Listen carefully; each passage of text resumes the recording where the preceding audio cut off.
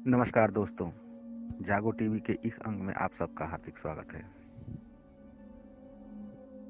दोस्तों, आज की इस वीडियो में हम जानेंगे कि होली जैसा त्योहार बहुजनों को क्यों नहीं मनाना चाहिए। दोस्तों, इससे पहले कि मैं इस वीडियो को शुरू करूं, मेरा आप लोगों से यह निवेदन है कि अगर आप लोग इस चैनल पर नए नए आए हैं तो इस चैनल को सब्सक्राइब कर लें और वीडियो अच्छी लगे तो इसे लाइक और शेयर जरूर करें। तो चलिए वीडियो शुरू करते हैं।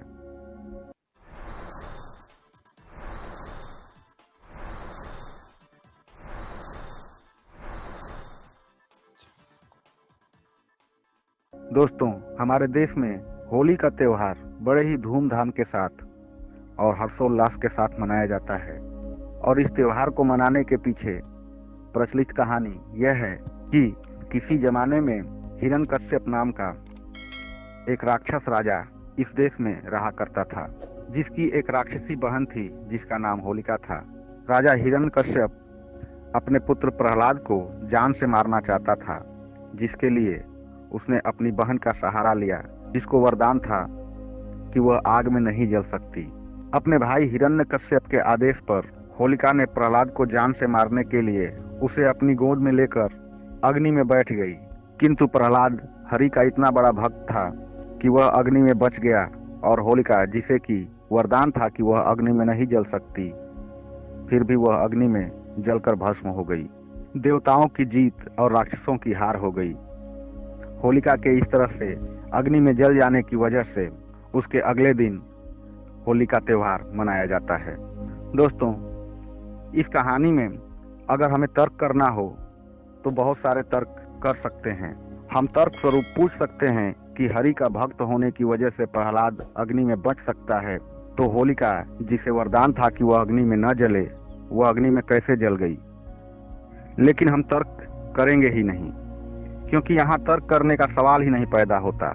ये जो कहानी हमें सुनाई गई है, ये जो कहानी हमें बताई गई है, यह बिल्कुल ही असत्य है। अपने गुनाहों पर पर्दा डालने के लिए आर्यों ने मनगढ़ंत कहानी हमें बताया और सुनाया है, और इसे प्रमाणित करने के लिए अपनी कहानियों में, अपने ग्रंथों में लिख दिया, ताकि हमारा बहुजन समाज आगे चलकर इसे पढ़े और इसे ही सत्य माने।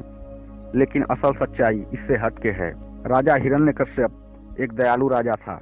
वह बहुजनों का हितकारी था। वह कल्पनाओं से परे था और वैज्ञानिक दृष्टिकोण में विश्वास रखने वाला था, और यही वजह थी कि आर्य उससे जलते थे और उसके अस्तित्व को मिटाना चाहते थे।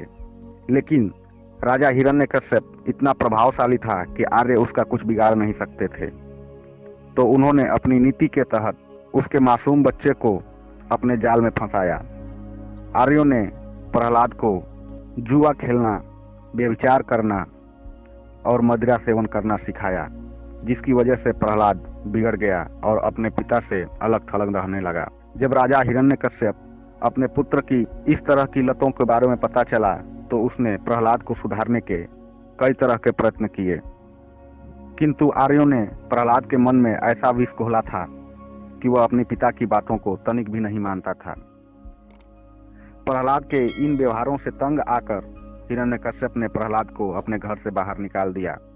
किंतु प्रहलाद की बुआ, यानी हिरण्यकश्यप की बहन होलिका, जो कि प्रहलाद से बहुत प्रेम रखती थी, वह उससे हमेशा मिलती जुलती रहती थी और उसे नित्य प्रतिदिन भोजन खिलाया करती थी। एक शाम जब वह भोजन लेकर प्रहलाद को ढूंढ रही थी, तो प्रहलाद उसे कहीं मिल नहीं रहा था। वह प्रहलाद को ढूंढते ढूंढते काफी दूर चली गई और एकांत में चली गई। उसे प्रहलाद तो नहीं मिला, किंतु आर्यों के कुछ लोग उसे मिले, जिन्होंने होलिका को अकेला पाकर उसके साथ दुर्व्यवहार किया और अपनी गलती को छिपाने के लिए होलिका को दुर्व्यवहार के बाद अग्नि में जला दिया। सुबह जब राजा हिरण्यकश्यप को इस बात की खबर लगी, तो उन्होंने अपने गुप्तचरों से पता लगाया कि उनकी बहन के साथ किन लोगों ने दुष्कर्म किया और उन्हें पकड़ लिया। राजा हिरण्यकश्यप ने उन आर्यों को कड़ी सजा के तौर पर गधे पर बिठवाकर उनके सर पर अबीर लिखवाकर पूरे राज्य में घुमवाया, और जिधर जिधर से उन लोगों को गधे पर बिठाकर घुमाया गया, उधर के लोग उनके ऊपर कीचड़ और धूल मिट्टी फेंक रहे थे। आज भी आप साफ तौर पर देख सकते हैं कि होली के त्योहार में गंदी और भद्दी गालियां दी जाती हैं और गंदे और भद्दे व्यवहार किए जाते हैं।